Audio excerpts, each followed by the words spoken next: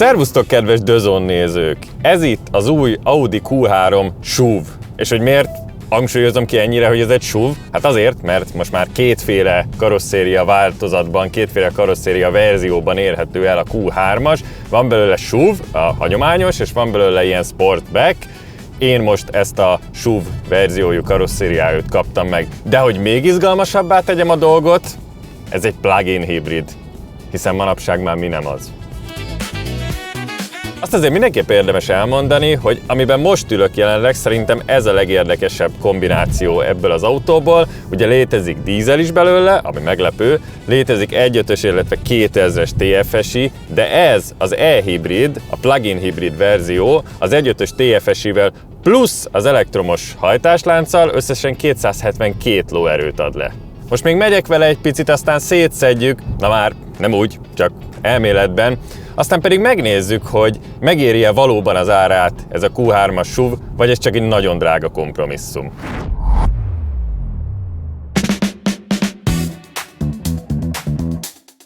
Kezdjük talán a külsejével, ami biztos, hogy felismerhető, hogy ez egy Audi Q3-as. Középen itt van a hatalmas single frame hűtőmaszk, amivel már ugye ez is beletartozik a Q-modellek új dizájnnyelvű családjába. Fölül van a nappali menetfény, ami szinte teljesen olyan, mintha csak egy vékony kis csík lenne. Ez ugye ledes, mindenféle fényjátékokat tud csinálni, autópályán éjszaka eléd vetíti a hópihét, hogyha hideg van, szóval tényleg teljesen bazári a dolog, de amúgy a maga módján nagyon modern és űrhajószerű. És lejjebb itt vannak a főfényszórók, amik engem egy kicsit a koreai modellekre emlékeztet inkább ez a megoldás, de legalább kívülről hagyományosabb autónak tűnik. Minimalista Audi embléma, nincsenek már krómkarikák. Összességében az egész szerintem egy picit markánsabb lett az előző modell dizájnjánál. Több rajta az él, több rajta a törés, kicsit szóval értitek, de a maga módján szerintem elegánsnak is lehet nevezni.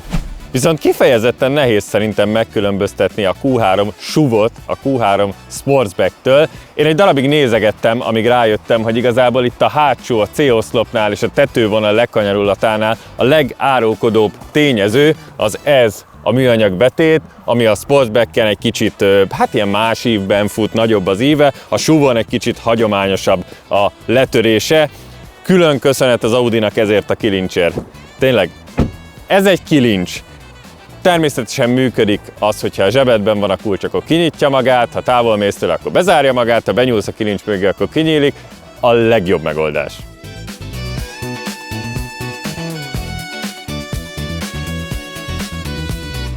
Beülve én azt tapasztalom, hogy az Audinál igazán rágyúrtak most erre a prémium érzetre. Tényleg a korábbi egyéb Q modelleknél meglévő problémákat én abszolút nem tapasztaltam ebben az autóban. Ami elsőre feltűnik, be is indítom, hogy ez a hajlított kijelző előttünk egy sokkal modernebb külsőt ad neki, mint az előző generációnak, aminek ugye valahol így itt volt beleintegrálva a kijelző. Azt sem mondom, hogy rossz volt, kicsit hagyományosabb, ez nagyon űrhajó. És tényleg ez hogy egy kicsit meg van hajlítva, ez ilyen volt egy idő, amikor ezek a tévékbe jöttek, hogy így meg vannak hajlítva, és akkor milyen menő, és mindenki azt nézte. Az autóiparba most értünk el ehhez a szinthez. A fedélzeti rendszer igaz Android alapú, nagyon gyors, tényleg abszolút az Audinál erre nagyon rágyúrtak. Itt, hogyha egy picit lejjebb megyünk, itt vannak a fix, kedvenc szavam, tudjátok, fizikai zongorabillentyűink. Van egy Drive Select gomb, ami ugye a üzemmódokat hivatott változtatni. Van ugye Balanced, Dynamic, ez ugye a sport, Comfort, ami azt tudom, hogy elérhető hozzá aktív futómű, ebben azt hiszem ez nincsen benne, valamiben biztos máshogy működik, és az Efficiency, ami ugye meg kifejezetten arra törekszik, hogy minél kevesebb legyen a fogyasztás. Ki lehet kapcsolni teljesen vagy csak sportmódba a kipörgésgátlót, van benne ugye az EV mód, ami egy kicsit így kötelezi arra az autót, hogy ő elektromos módba menjen, akkor is, hogyha nem feltétlen szeretne, elakadásjelző, oké, egyebek. És van ez a gomb itt, ami egy autó bekarikázva, na ez nagyon tetszik. Ezt megnyomjátok, és egyből be lehet konfigurálni az úgynevezett kedvencekbe a kedvenc vezetéstámogató és vezetés segítő módokat, amik igazából azért jó, mert ezeket így egyből így ki lehet kapcsolni, az összeset, mindegyiket egy mozdulattal, vagy hát nem egy mozdulattal, több mozdulattal, de ugye csak ezt a gombot kell megnyomni, és egyből ide durran a kijelződre, és már kapcsolatod is ki a sávelhagyás figyelmeztetőt, meg a sebességtúllépés, meg a mit tudom én milyen figyelmeztető. Tud egyébként olyat is, hogy előre jelzi a következő sebességkorlátozást egy ilyen zöld bekarikázott számmal, hogy tudjad, hogy mennyire kell majd lelassítanod, vagy akár felgyorsítanod. Ha még itt lejjebb megyünk, ugye itt van ez a zárható tároló, zongoralak rengeteg, mindegy, valamilyen szinten puhított, bár nem tudom, kicsit AliExpress. Itt van ugye az indukciós telefontöltő és a két USB Type-C töltő csatlakozó, igen. Ide, hogyha berakod a telefonodat, akkor ugye amellett, hogy tölt, ez egy hűtött fak, úgyhogy ha ezt így rázárom, akkor a nyári melegben, most nyilván az annyira nem aktuális, a töltés közben felforrósodó akkumulátort egyből picit vissza is hűti. Ez okos? Erre gondoltak? Két pohártartó, hagyományos kialakítása, szerintem jól néz ki, lekerült ide a hangerőszabályzó, viszont innen felkerült ide a menetválasztó. Hát nem hagyták el a haptikus gombokat, ez biztos. Ezek számomra, nem tudom, így halljátok? Kifejezetten nem minőségi ez a kattanás, ez a ciccenés, ahogy megnyomjuk, és ráadásul még a hangerőt, és ezen az oldalon pedig a információ paneleket szintén érintő kijelzőként is lehet tekerni ezen a haptikus, tehát meg is tudod nyomni, és érinteni is tudod. Nagyon könnyű belezavarodni, nagyon könnyű félrenyomni vele, én nem tudom, hogy miért nem tudják az autógyártók elengedni ezt a haptikus dolgokat. Ezt a haptikus dolgot egyszerűen ez nem autókba való. Na de, amit mögötte látunk, ugye beszéltem arról, hogy a menetválasztó ide fölkerült, és hát nem egy hagyományos módon, és inkább akkor itt bal oldalt mutatom, mert most ezt látjátok, hogy a bajuszkapcsolókat az Audi kvázi újra feltalálta. Én ennek adtam egy nem túl YouTube videóban vállalható megnevezést. Véleményes. Azt kell mondjam róla, hogy véleményes. Az első pillanatban, amikor beültem az autóba, akkor nagyon utáltam. Mostanra úgy érzem, hogy sikerült megszokni. Ugye itt tudjuk az automata ablaktörlő érzékenységét állítani egy ilyen tekerővel, amivel szerintem alapvetően nagy probléma nincsen. Lejjebb van ez a gomb. Ezt, hogyha röviden nyomom, akkor töröl, ha hosszan nyomom, akkor spiccel és töröl a hátsó ablaktörlő, és akkor itt is van még szintén ilyen ablaktörlő dolgok. Ugye ezt, ha egyszer megnyomom, akkor töröl, és szintén, hogyha hosszan megnyomom, akkor spicni, és akkor most jön a fő attrakció, hogy így indexelünk. Tehát, hogy így ezt kell fölle tologatni, és akkor gondolkoztak azért, mert pont jó helyen van, tehát igazából, hogyha becsukom a szememet, akkor képes vagyok elfelejteni, hogy ez nem egy bajuszkapcsoló. Az, hogy miért kell újra feltalálni a spanyol viaszt, manapság az autókkal valamiben ki kell tűnni, különben mindegyik ugyanolyan ilyen kompakt SUV, mondjuk csak vegyük ezt a kategóriát, ugyanolyan lenne. És vannak váltóflepnik is, amik szerintem semmire nem jók, mert én legalábbis nem tudtam velük semmit csinálni, sportmódban biztos jó. De viszont a tempomat kapcsoló az itt maradt lent, és egy gombnyomással be tudjuk állítani a kívánt sebességet, és akkor azzal halad tovább az autó. Ezzel pedig a távolságot lehet állítani. Az egészen úgy alapvetően érezni azt, hogy ez egy drágább termék, ami egy tök nagy pozitívum. Mondom ezt úgy, hogy egyébként szövetüléseink vannak, de nagyon jó, ilyen S-line-os, feliratos, kényelmes szövetülések, bár én az üléspozíciót mostanáig nem tudtam megtalálni magamnak, ami kényelmes lenne, és ezt olvastam, hogy mások is panaszkodtak erre, szóval nem tudom, az ülésállítási lehetőségek egy picit talán szűkek, vagy maga az ülés formája, vagy a kialakítása, én nem igazán tudtam benne kényelmes pozíciót találni. Ígérem, ez a panaszrovat utolsó tétele, de most itt van ez az anyósülés beállítva úgy, hogy kényelmesen lehessen tényleg utazni a jobb oldalon elől. És itt van ez a drabális méretű kesztyűtartó, amit hogyha kinyitok, ha nem amputáljuk az utasunk lábát, akkor ezt a mozdulatot nem tudnám reprodukálni utassal. Ez hogy sikerült így? Ami jó hír, hogy a csomagtartó korrekt méretű, közel 500 literes, ami szerintem bevásárlásra, hétvégi családi felhasználásra tökéletes, és a hátsó üléssor tologatható, ami azt jelenti, hogy tudjuk vele bővíteni a csomagteret, és ezáltal szűkíteni a lábteret, vagy bővíteni a lábteret, és ezáltal szűkíteni a csomagteret, de itt még vannak ilyen fogantyúk, amikkel szintén a háttámlát is tudom állítani, úgyhogy ezzel még jobban tudom bővíteni a csomagteret, de csak 1-2-es arányban, tehát nem nyitható külön. Ez viszont van könyöklő pohártartókkal, jó kis szövettel. bevonva. Amúgy itt hátul ülve az ember nem érzi magát klausztrofóban abszolút, szerintem jó magasan van a tető, viszont itt is az övvonal egy kicsit magas, úgyhogy inkább a hagyományos könyöklőkhöz fogunk ragaszkodni. Van 2 Type-C hátul is, illetve hátul külön lehet szabályozni a klímát egy ilyen digitális érintős panellel. Engedjétek meg, hogy még egy szót mondjak a számomra nem tetsző dolgok listájáról, ami az autó hangrendszere. Ami ugye Sonos, de az első beülésem során azt tapasztaltam, hogy ez egyáltalán nem olyan jó minőségű, mint amire számítanál egy ilyen áru autónál. Ugye, hogyha itt belemész a beállításokba és a hangba és ide, akkor itt megtalálod a különböző hangprofilokat, amiket ugye lehet konfigurálni hozzá, és kerestem nektek egy ilyen nem jogvédett zenét, ugye, hogy nyilván ez kamerán annyira nem fog átmenni, de legalább valamennyire talán érzékelni tudjátok, hogyha most itt berakok egy zenét, ez a koncert hangprofil, ez ugye az összes hangszórót működteti körbe, semmi basszusa nincsen, az egész olyan sík, ez a semleges, ami csak előről szól, abszolút dobozhang, ilyen olcsó kínai autókban hasonló hangrendszerekkel találkoztunk. Ez a nyugalom, igazából ugyanaz, mint az előző, semmi különbség. Podcast, hát ez nyilván valószínűleg beszédre tök jó, de zenére használhatatlan, és akkor itt van ez a hangprofilon beállítás, amivel lehet neki adni némi életet, ilyen középhangokat, meg mélyeket, nem értek annyira a zenéhez. Ebben tudtam én játszani vele és bekonfigurálni, úgyhogy körülbelül jó legyen, de egy Audinál körülbelül. És akkor ezek után ne feledkezzünk meg arról, hogy mennyi is az az ár, amiért elérhető már ez a kis csomag. Ugye a Q3-as plug-in hibrid verziójának az induló ára jelenleg 18.763.010 forint. Már fel is készültem az első részletre.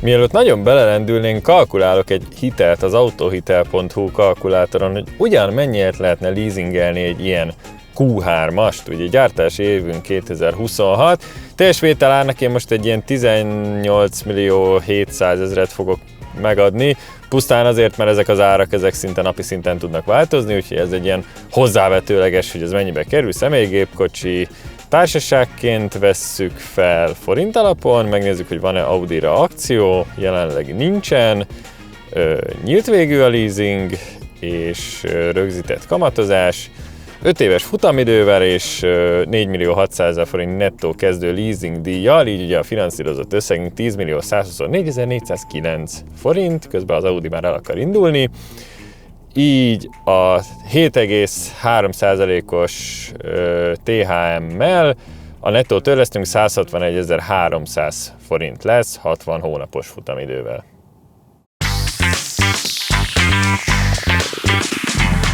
És hogy milyen vezetni a Q3-at? Körülbelül olyan, mint amire számítanál.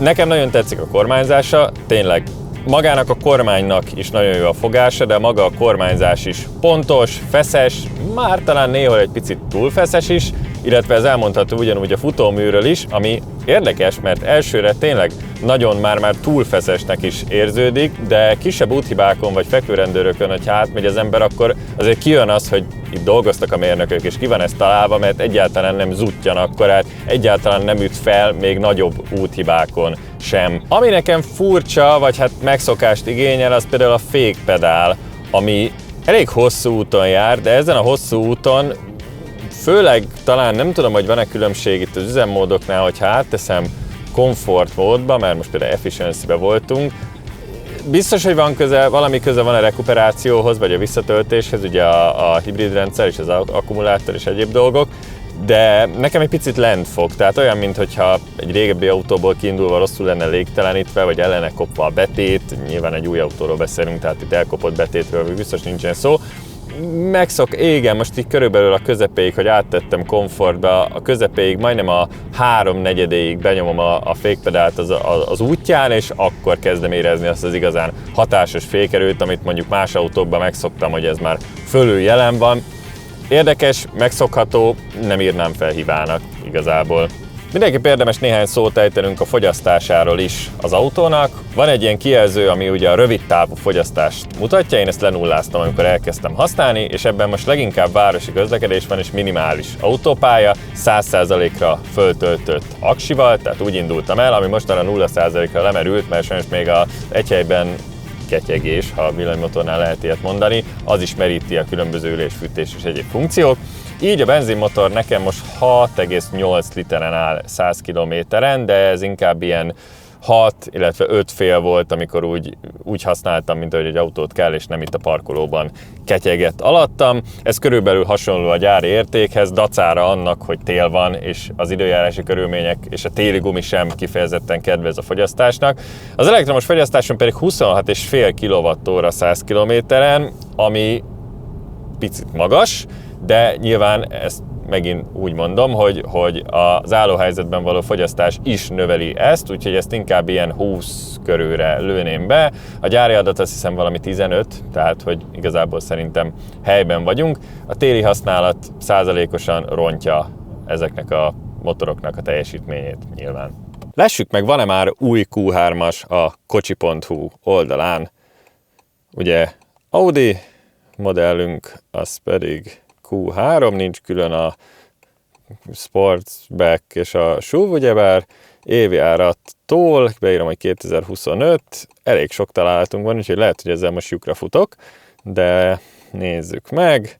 Igen, ez még az előző generáció lesz leginkább. Itt ez a beltér, amiről beszéltem, hogy egy jelentősen más volt. Lássuk, hogy 2026-os. 2026-os évjáratú még nincsen, nyilván ez egy nagyon új modell, jelenleg nálunk van, azt hiszem Magyarországon talán az egyik elsőként a tesztautó is, nem meglepő, hogy még a használt autós portálon nincsenek még 0 kilométeres példányok sem. Viszont az előtt modellből, ahogy láttátok, elég sokfélét lehet kapni.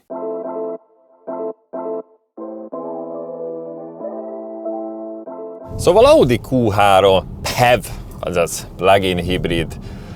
A technológia nagyon rendben van, azelőtt le a kalappal, szerintem a beltér minőségére sem lehet panasz. A beltér ergonómiáját már én egy picit megkérdőjelezem, hogy biztos így szerették-e volna. Az elődmodellhez képest szerintem ez néhol visszalépés. Vannak ilyen értelmezhetetlen hibák, mint például ez a kesztyűtartó probléma, amit említettem, vagy a hangrendszer, ami egy hatalmas csalódás számomra. Összességében szerintem úgy, hogy legyen városi használatra egy ilyen belépőszintű, közepes méretű, kompakt SUV valakinek, aki hétköznapokban mondjuk tisztán elektromos módban tudja használni, feltételezve azt, hogy tölti otthon, vagy munkahelyen, vagy akár egy nyilvános töltőn, bár az szerintem elég nagy önszopatás. És mellette meg van egy olyan hatótáv, 500 plusz valahány kilométer, amennyivel el lehet menni bárhova vidékre is. Szerintem egy kifejezetten jó választás. Kényelmes, csendes, olykor még sportos is tud lenni, de mindenképpen feszes, tehát az alapvető vezetői igényeket szerintem elég jól kielégíti. Az egyetlen probléma szerintem itt az árral van. Mert azért, hogyha valaki alsó hangon, de inkább 20 millió forint fölötti árat fog adni ezért a modellé, hiszen akik Audit vesznek, azok nem úgy fogják megvenni, hogy a legalapabb modellt, hanem nyilván valamilyen szinten felextrázzák, és nagyon gyorsan fel lehet ugrani jócskán 20 millió fölé, hogyha elkezded extrázgatni. Bizony. Ugyanis február 18-án a The Zone csapata is ott lesz. Este 7-től élőben találkozhatok Pistával, Csikkal, Göbivel és a többiekkel, valamint lehet, hogy egy meglepetés vendég is érkezik. Itt a kell. Ez pedig a Voke, ahol február 18-án este a színpadon leszünk. Ezen a színpadon. Ti pedig itt lesztek a nézőtéren. És élőben nézhettek végig egy Zoner felvételt, utána pedig egy rögtönzött közönségtalálkozót is rittyentünk. Igen, lesz shop is, szóval tudtok zónos cuccokat szerezni, ha szeretnétek. Jegylink a leírásban. Diszkrét, prémium, kompakt SUV-ra van szüksége. Szerintem a Q3 amúgy egy jó választás, ettől függetlenül érdemes körbenézni a konkurencia tájékán is. Viszont ha egy tökéletes, kompromisszummentes autót keresünk, akkor nem feltétlenül mondom azt, hogy ez a legjobb választás. Nektek mi a véleményetek erről? Írjátok meg kommentben, kíváncsi vagyok mindannyiótok észrevételeire, viszont ez a tesztünk mára ennyi volt. Köszönöm szépen, hogy megnéztétek, ez volt az Audi Q3 PHEV tőlem, Bessenyei Petitől. Ha még nem tettétek meg, iratkozzatok fel a YouTube csatornánkra további egyéb tesztjeinkért, és kövessetek minket minden egyéb közösségi felületünkön, a leírásban megtaláljátok. Sziasztok! Ha tetszett a videó és támogatni szeretnél minket, várunk szeretettel a Donablin, ahol még több tartalmat nézhetsz tőlünk, azonban egy sima lájkkal és feliratkozással is tudod segíteni a munkánkat. Köszönjük a figyelmet!